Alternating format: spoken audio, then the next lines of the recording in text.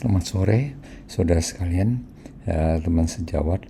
Jadi pada kali ini saya akan membawakan judul hypospadia pada pranatal. Jadi seperti yang kita ketahui, hypospadia itu apa? Itu gangguan ya, jadi saluran keluar urin pada kelamin laki-laki. Diperkirakan terjadi sekitar 1 di antara 250 anak laki-laki dan sekitar 10% daripada kejadian disorder dari sex development. Ya. Jadi seperti ini normal itu dari ya saluran kencing adalah keluar uretra ya. Jadi uretra itu ada meatusnya. Kemudian kalau hypospadia ini keluarnya melalui ke arah bawah. Kalau epispadia itu keluar melalui atas. Ya, kemudian jadi klasifikasi daripada hypospadia itu ada anterior, ada mid shaft, ada posterior. Ya, anterior itu ada granular, ada koronal dan subkoronal. Ya, kalau granular itu dekat meatus keluarnya, ya, jadi dekat, cuma agak ke bawah dikit. Sulit dibedakan dengan yang normal kalau nggak diteliti dengan baik. Koronal jadi pada kepala, ya, pada kepala batang penis. Kemudian subkoronal persis di bawah daripada kepalanya, dan midshaft itu pada batang, ya, pada batang penis. Kemudian kalau posterior itu bisa penoskrotal dan skrotal dan perineal. Jadi lebih ke arah skrotum. Ya. Jadi kalau gambaran ini kita bisa lihat seperti apa. Seperti ini gambaran ini yang subkoronal. Jadi ini kita tahu ini ya kepalanya, ya gland, ya itu subkoronal itu persis di bawah ya daripada kepala. Nah, kalau ini yang di batang midshaft, kemudian penoskrotal, jadi di antara skrotal. Gambarannya dan etiologi maupun faktor risiko diperkirakan multifaktorial, jadi ada yang genetik, hormonal, dan lingkungan.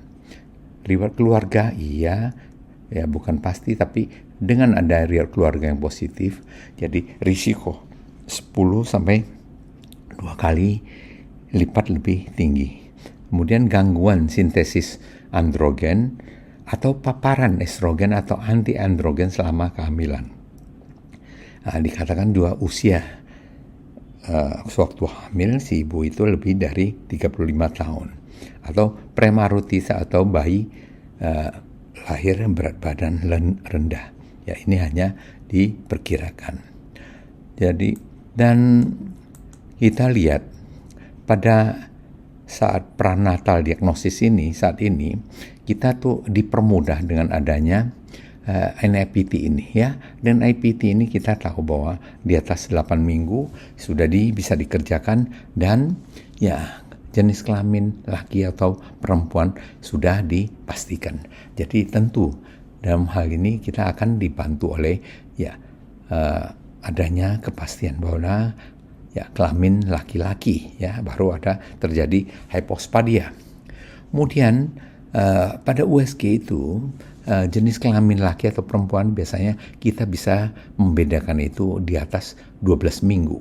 Ya, kalau pada pemeriksaan USG, ya kedua, ya kita pun katakanlah pada waktu ya pemeriksaan USG screening di 18 sampai 24 minggu itu kita curiga ya adanya hypospadia.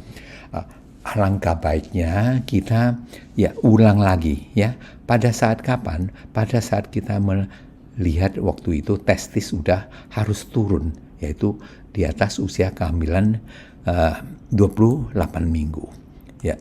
Jadi ya contohnya kita lihat ya, misalnya ya kita lihat gambaran ini, ya laki-laki misalnya, ini gambaran ini laki, ya.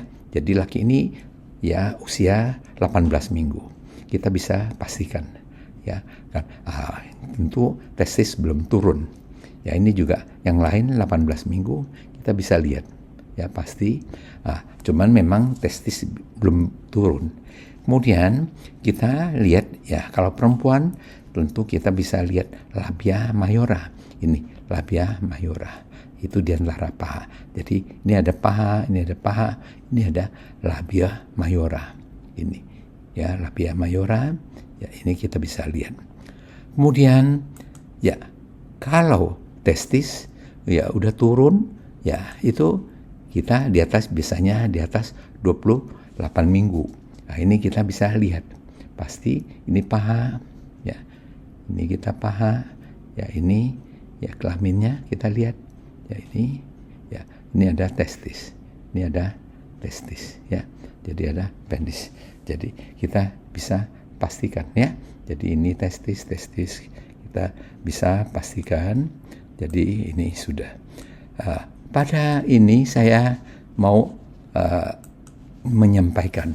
Jadi pada kasus seperti ini, ya kita lihat ya di 32 minggu, ya kita lihat ini gambarannya ya seperti ada lapisan. Tapi kok ya bingung kita ya kan. Jadi gambarannya tentu mencurigakan. Ini mau laki atau perempuan. Nah, ini perlu kita lihat dengan jelas. Jadi ya kita lihat ini ada penis, ini pada transversal kita lihat seperti ada lapisan labia mayora. Ini ada testisnya. Tapi ternyata ada penis ya. Ada penis. Ini penisnya muncul, kemudian ya ini penisnya kita lihat ya. Ya uretranya kita bisa lihat di dalam. Ya, udah ini penis jelas ya. Penis jelas. Kemudian ya dengan penis jelas ini tentu kita mesti memastikan bahwa ada skrotum. Ada skrotum kiri kanan ini dia ya. Ada skrotumnya. Ya, ini ada skrotum ya ada.